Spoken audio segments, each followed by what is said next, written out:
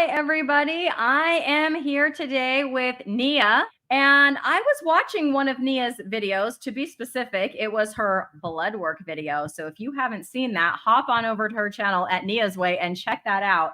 But there was one particular number that made me invite her right over here because I feel like our numbers were very similar. So, Neah, do you want to spill the beans a little bit? What number am I talking about?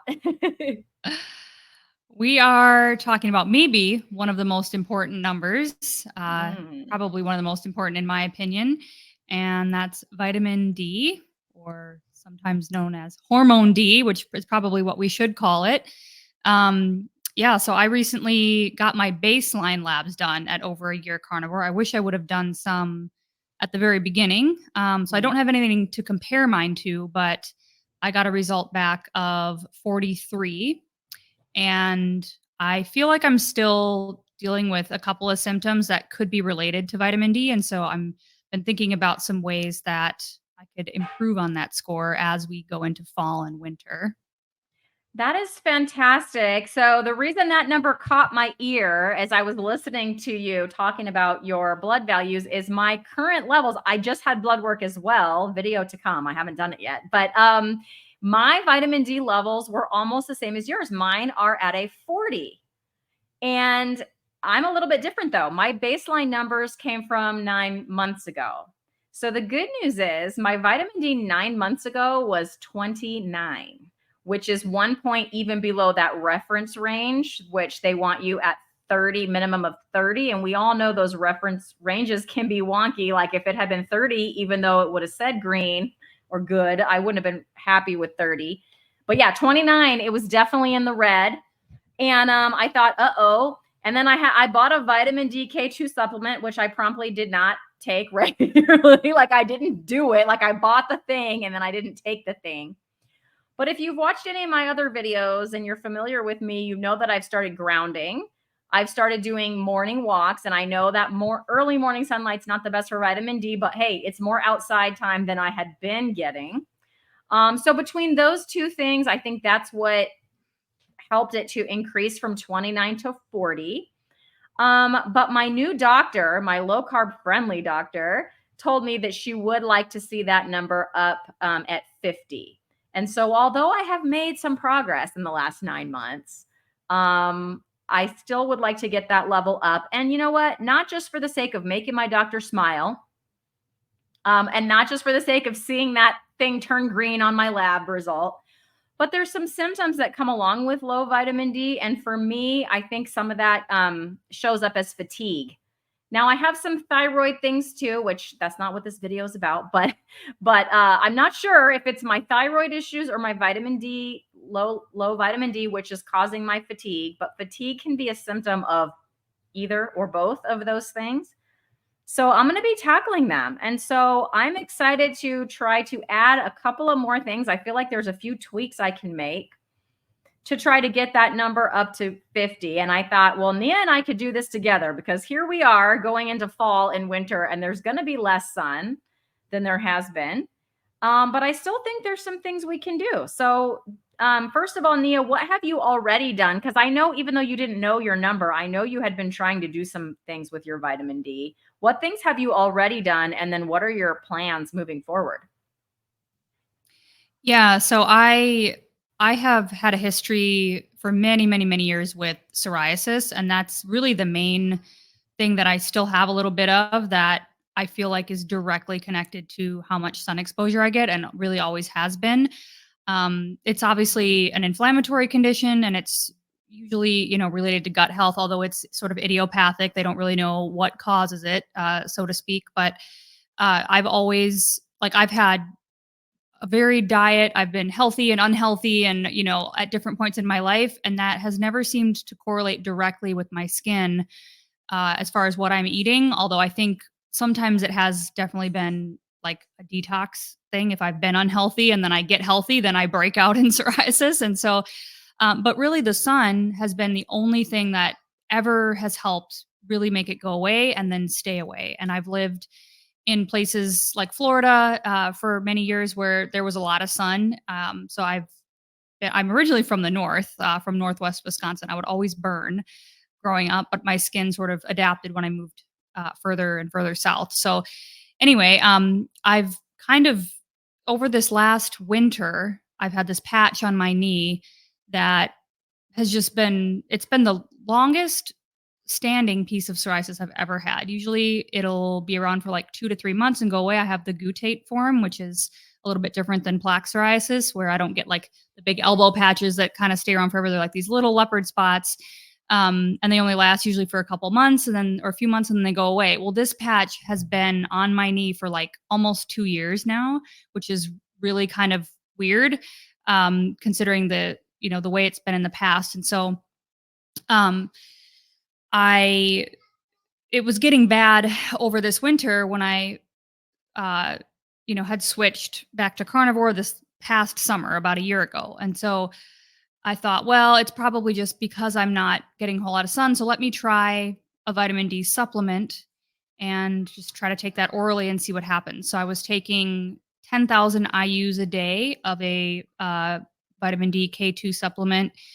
It was in a capsule form. I know those aren't the absolute best. I think some of the liquid ones, may be better, but it's what I had a big stash of. So I started taking those 10,000 IUs a day, and I didn't notice any difference really at all. My skin didn't change, and any other potential symptoms that were associated with low vitamin D, I didn't really seem to notice a difference either. So I did that for probably about 3 months. I'd have to go back and double check for sure, and I did it pretty consistently, and didn't really notice anything. So it really, as soon as it started getting warm here, which is about, I don't know, March, April, pretty much April, it's sunny enough, warm enough to go out half naked and lay by the pool. So I just started doing that as soon as possible, and that's when my skin gets better. So I got this spot to go almost, it was completely white, which is what it kind of turns before it completely goes away. Right before I went to Hack Your Health. So that was the end of May, beginning of June. It was basically gone. And then it's kind of resurfaced again. As soon as I skip like a week of not being out there for like several hours in the intense midday Texas sun, it flares up again. So I was really curious when I got my lab work done. I kind of thought, since I've been getting in the sun like nobody's business, I'm taking every opportunity to at least get my legs in it, I was going to have a pretty decent score, or number score. I guess it's a game, scored a lot of points this summer. But it was only 43. And so I thought, well, that's, technically within range. However, I still have this super stubborn patch. I've got little one, like a couple in my ear, and a couple of them pop up on my face. Looks like acne, but it's not. And they just seem to be really persistent. And so I'm thinking, okay, now it's September and we're getting into fall. And, while I still have the opportunity to get some pretty decent sun for the next couple months, I'm scared that once we get to winter, it's gonna get worse again. So did that answer your question? I guess, what have I already done? Yeah. Took a supplement that didn't really do anything. And then I've just been trying to be in the sun without burning as much as possible. Yeah. So that's almost what I've done, except I bought the supplement. I'm not going to say that I never took it. I took it very seldom. And yes, I got more sun, but not the midday sun, because where I live, it's like 100 degrees in the midday. And I just not going to do that. But I was happy, that my number, just with that minimal stuff, it went up a little bit in 9 months, 11 points if we're keeping score, Neah, 11 points. But my doctor told me, she's happy to see that it's going up, but she would like to see it at 50.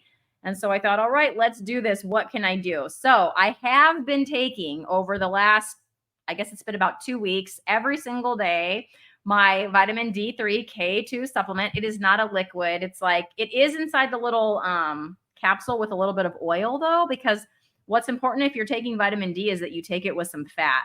So either in a capsule that has the fat already in there, or if you're taking just the dry powder, you just need to eat some butter or do something like that with it, or eat it with a meal so that you're having it with fat, since it is a fat soluble vitamin. So I do know that. So, but yeah, the capsules I have a little bit of fat in there. So yeah, I've been taking those every single day. And I thought, well, I mean, I'm a teacher. We have to go outside for like recess duty, which is like no teacher likes recess duty. It's the worst. We're already with the kids all day and then we can't even go to the bathroom. We're still with the kids. But I want to put a positive spin on that. Hey, I'm outside. Now, I can't get half naked, Neah. I cannot get half naked. Okay. But whatever skin I can show, I mean, I can wear short sleeves, right? If I have capris or something, I can make sure to wear those on a day when I'm going to have recess duty. And even early in the morning, the first thing before school. So sometimes I have school before duty, then I have recess duty, which is around 9:30 in the morning. And then sometimes I have after school duty, which is in the car pickup, which is just like blaring sun, 2:19 is our dismissal. So it's like, okay, on those times when I'm outside, I'm gonna make sure to plan on, first of all, don't go stand in the shade, stand in the sun purposefully. Cause a lot of times I would just go, especially recess, we have these like this bench area that's covered and I supervise, but I would kind of go stand under there, talk to the kids under there, walk to a tree, talk to the kids over there. But I'm going to make it a point to stay out in the sun. And I know that's not a lot of my skin, but hey, that's more skin than no skin or standing in the shade, right? So I'm going to do that. And, I have been doing that. And then the other thing is that grass fed butter has a ton of vitamin D in it, Nia. Did you know that? Yeah, I'm like, this is awesome. So the grass-fed butter, I think a tablespoon of grass-fed butter has almost as much vitamin D as in one of my vitamin D capsules. It's a 5,000 IU capsule, which is, I looked it up, it's 125 milligrams. And a tablespoon of grass-fed butter has, I think it was 120 milligrams. And so I do eat butter, but not every single day. Like I'm like, well, let me just have a tablespoon. I like Bite butter. Let me just have a tablespoon of Bite butter. Make sure I do it every day. Because if I can get it through my food at all, I definitely prefer to do that. So those are the three things I'm planning on implementing that are a little bit different. How about you? I know you had some different things than those. Yeah. Well, I'm in agreement that I think, doing it through food or doing it through sunlight is obviously the ideal situation. I was having a discussion, I think yesterday on another live stream about supplements again and kind of how we feel about taking supplements. And, I think there's a time and place for them in some circumstances, but just with the fact that I feel like the one I took didn't do a whole lot, I'm like, okay, what else can I rely on? And so I was thinking about different foods as well.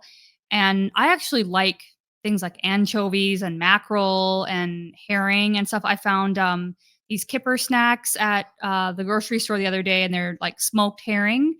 Because usually you'll find like pickled herring, but it's all in like wine sauce or sour cream with onions, and there's a bunch of carbs, and like the whole brine is sweetened and everything like that. So I've actually eaten that in the past where I've tried to like just pick the fish out and like scrape the sauce off and stuff, and it's like it still tastes sweet. So I'm like, I don't want to. It's delicious, but I thought maybe with the sour cream sauce, but I can't really tolerate dairy. So anyway, pickled herring's out. But some of those smaller fish that are high in omega 3s, they do have decent amounts of vitamin D too. And so I thought, let me try to stock up on some of the ones that I do like. I'm not a big sardine fan. I want to try some in the dehydrator maybe and see if crisping them up makes a difference. But I do have some of those in the pantry, but I'm going to try eating more of like the smoked herring. That was really good. And it's pretty clean. There's like a preservative in there, I think, but it's all packed in water and there's no added sugar or seed oil or anything else, no seasoning in there either. So those are pretty good. And I fed some of that to my little girl.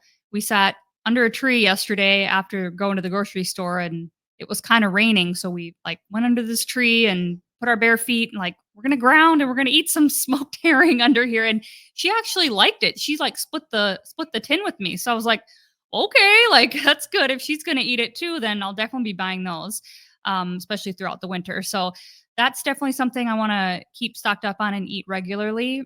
And then I've been looking at like a vitamin D lamp, and thinking about potentially either investing in one of those, because originally I was thinking about, getting like going to a tanning bed or something like that, which I've done in the past and it has worked for my skin. So I kind of know that that's like a plan C if things get really bad, but um, it's kind of inconvenient to go when I have my kid, so it's like, am I actually going to end up using it? And so for the money I might spend on that, maybe I should just look at one of these vitamin D lamps where I could use it at home and then be able to actually expose all of your parts to that as well. Cause I know it's actually important to do that because all of the cells in your skin, like we absorb it and synthesize it through our skin, but it's actually healthy to get all of your skin exposed if you possibly can. And so I've been thinking about that as well. And so there's some of these vitamin D lamps. I know Lisa Wiedemann, the carnivore doctor, she's endorsed this, I think it's Sperti or it's SPERTI brand vitamin D lamp. She has her little testimonial and stuff on their website. So I found those. They have one that is specifically for vitamin D, and I was trying to figure out what bulbs they use, and it's like 95% UVB rays, which are the types of rays that actually, you know, that's the rays that we use to make the vitamin D out of. So the natural sunlight is like 95% UVA rays, which penetrate deeper into the skin.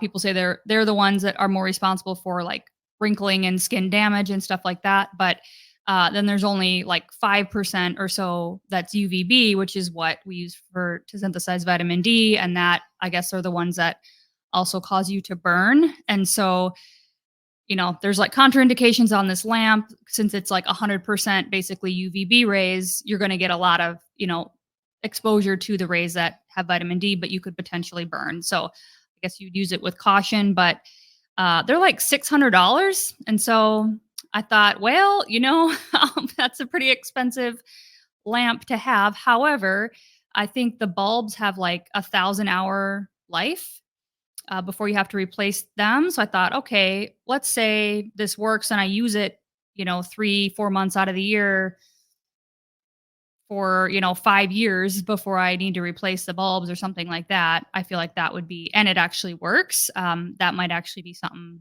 worth investing in. So they have one that's specifically for psoriasis though, but you have to have a prescription in the United States. In Canada, you don't apparently to get one, but the psoriasis one has a mix of UVA and UVB, if I remember right, because both of those have been shown to actually be therapeutic. Some say UVB works better. Some say a combination works better. So I think this one is a combination. Anyway, they have a few different kinds, but the one that's specifically for vitamin D has a lot of good reviews saying that people have been able to keep their numbers up or up their numbers. And it was endorsed by Carnivore. So I thought, thinking about that as time goes on. Well, do you have any Canadian friends? Because maybe they could get it for you. Just send it your way. Yeah, we need to hit up a ketogenic woman or somebody like that. I was thinking of good old Anita. She's so awesome. Yes. Send it to me.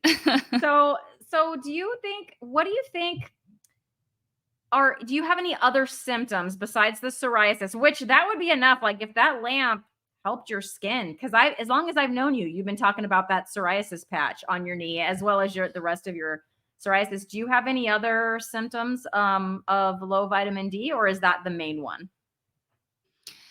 I think it's the main one, but it's like, this is something I feel like I've been saying a lot too since I've been getting in the sun more. It's like I just keep having this thought, it's like the sun is going to heal me. Like whatever's wrong with me left, like when I'm out there laying in the sun, it's like therapy. I get relaxed. My mood is better. I don't have weird snacky cravings. It's like my appetite seems to regulate. My mood is better. And sometimes like you said, it's been like 100 and some degrees usually when I'm out there. So I'm like, it's like a free sauna. I'm sweating, just like detoxing hardcore. Sometimes I'll get tired after I'm out there, but like I'm out there for like 90 minutes in the 105 degrees in sun, sweating and just like chugging water, So it's like, It's like been a huge, like I don't know, detox thing. And so I feel like I get multiple benefits from it. And I notice when if I go 3-4 days without bacon out there, like I notice a difference. And so Mm. it just kind of feels like, I don't know if it's because I'm off everything else. Like I'm not drinking coffee anymore. Like I have nothing else to kind of fake regulate myself, that I'm noticing now how good the sun feels, or like if it's always been that way, or if I'm just more sensitive to the benefits now. But it's just, I feel like it's crucial. And so, um, yeah, I definitely think my mood is affected positively by being out there more. And I'm also trying to ground. I have a grounding mat now that I sit on, and I sometimes throw it in bed and put my feet on it while I sleep too. And I think that does help as well. But man, the sun, I'm telling you. Interesting, because when I go outside and do my grounding, that's when I feel grounded, if you will. That's when I feel like, oh man. And then I kept getting all these bug bites and I haven't been able to do it. And so, because I just keep like, my feet are just like torn up. I don't mean like a bug bite. I'm talking multiple. I don't know what's biting me. Like I don't feel them biting me. It's very annoying. But man, when I was out there grounding every day, I just felt so good. Like I felt more centered, at peace, I don't know, healthy. Like that was the natural thing. It was helping my body just kind of regulate, and my mind.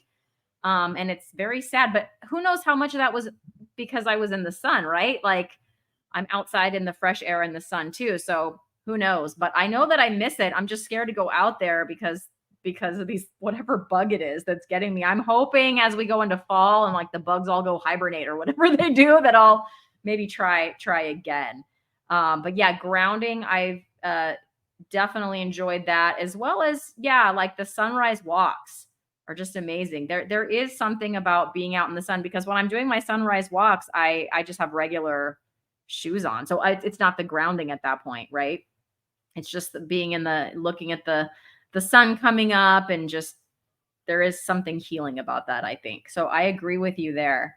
So I think the last thing I kind of wanted to touch on is we kind of looked up some things on AI and Google about vitamin D, and I thought it was kind of funny. So one of the things that I looked up was, I asked Google, because for this video, just so I know specifics, how much vitamin D is in grass-fed butter? And so Google very dutifully tells me all the stuff I just told you about, how, it's great. It's an excellent source of vitamin D. And also there's some K2 in there, which is really great. And then it gave me a third paragraph, which was, although butter is a good source of these two things, vitamin D and vitamin K2, and that's good for your bones, butter is very high in fat and calories. And so you should definitely limit your butter consumption. So I kind of laughed. Thank you for the unsolicited advice that I definitely did not type into my Google search, Google. So I thought that was pretty funny. I'm going to go ahead and enjoy my tablespoon of grass-fed butter, and I may eat more. I'm just saying I'm committing to, because sometimes I will have a little butter with a steak, or, but I'm just definitely going to every day for sure get that tablespoon. And then if I have some with my eggs or whatever on top of that, that's fine. But I just thought that was some funny unsolicited advice.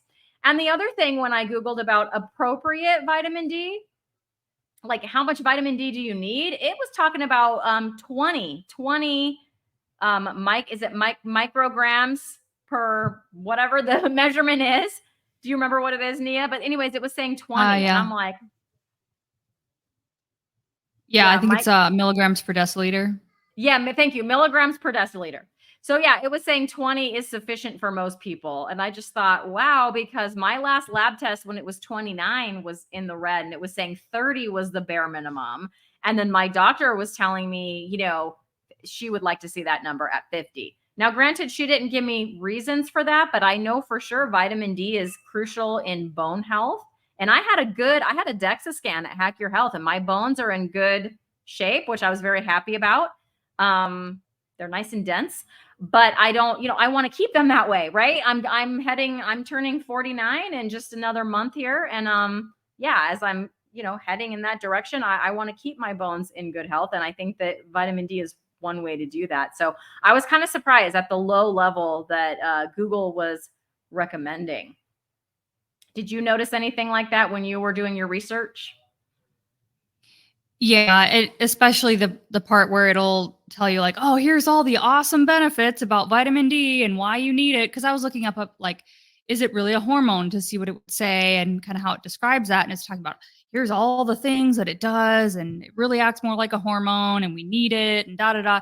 But then, you better limit your sun exposure because of skin cancer, and it's gonna burn you, and it's gonna give you all the wrinkles, and it's like, so it's the same thing. It's like things that we sort of desperately need in today's world where, we're just inundated with toxicity and all this stuff. We need these fat soluble vitamins. We need sun exposure. We need to just be as close to natural as we possibly can just to like regulate ourselves, and it's still telling you to limit some of these things that we've been exposed to sun probably naked or, basically nude for the vast majority of our time on this planet. And like maybe the last, I don't know, since Rome or something when we started wearing more clothes. I don't know. But like I'm not a whatever paleontologist, sociologist, but like when we were hunter, we weren't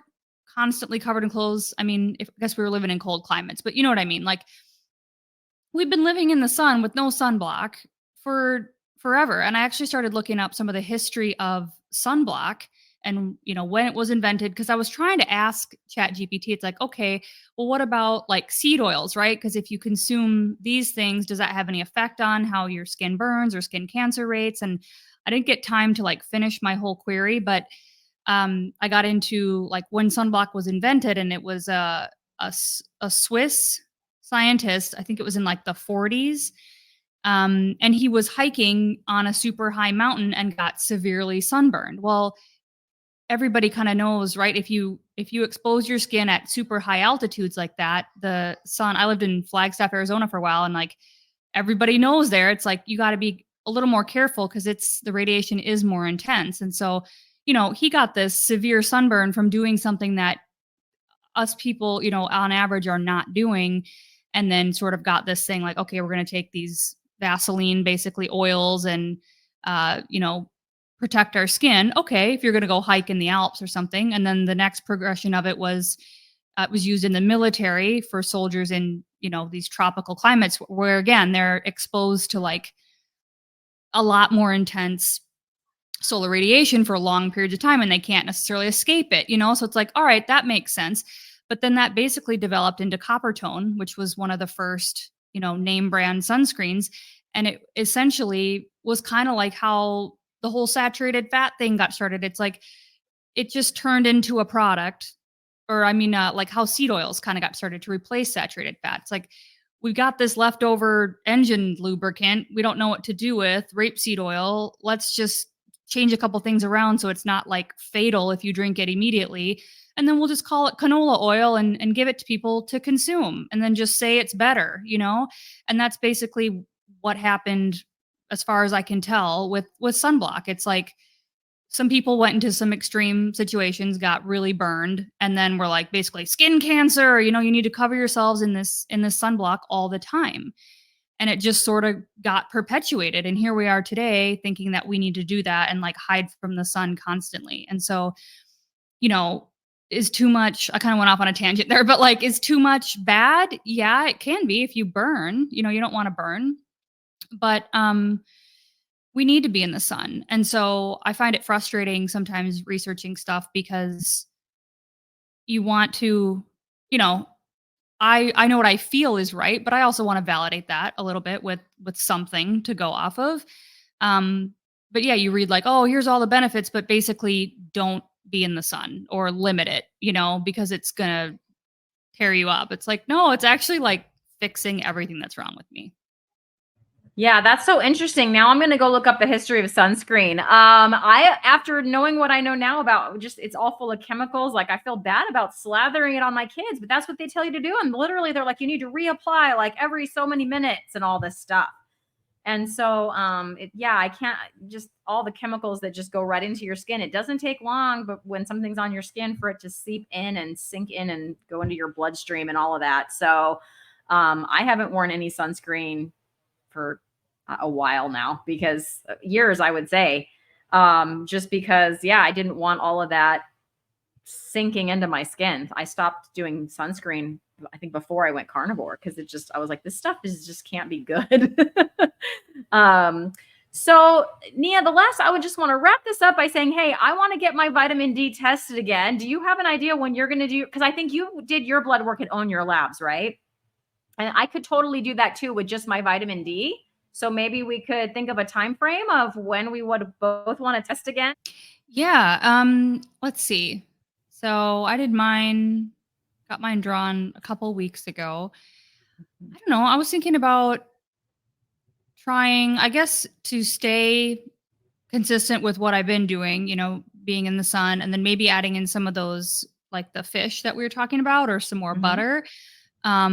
And then maybe testing again in like a month and just seeing, after about, Okay. I guess maybe a total of 2 months have gone by, like, because then it'll be October, and then I'll kind of know, like, going into the cooler months, or the, months with less daylight, kind of where Yeah. I'm at. Okay. I say we do that, and then maybe we have a vitamin D live stream. What do you think? Yes. We can flash our numbers. That's it. You heard it here first. I'm going to win. We're keeping score, right? Neah said we're keeping score. Oh, just kidding. Yeah, it's a game. It's a game. No, we are not keeping score. Maybe we're racing to 50, because we're I don't know if you set a goal. My goal is 50, because that's what my doctor said she would like to see. So I hope, Neah, that in a month from now, I don't know how long it takes, because I just know I had my blood work 9 months apart. So I have no idea how long it's been at 40. If it got to 40 and then stagnated, I just really don't know. So yeah, let's do it in another month or so, and we'll meet up with the people and show what we can do in a month's time, in the fall, mind you, because yeah, we're heading into the fall months. So yeah, I think that's a good plan. cool. All right. Well, thank you so much for coming on and chatting with me. I hope you guys enjoyed this. Give this a good, thumbs up, share all the things, subscribe to our channels if you haven't done so. And stay tuned for our live stream to hear what our numbers are after we put our plans into place. Leave me a comment down below and let me know about your vitamin D. Bye, everybody. Bye.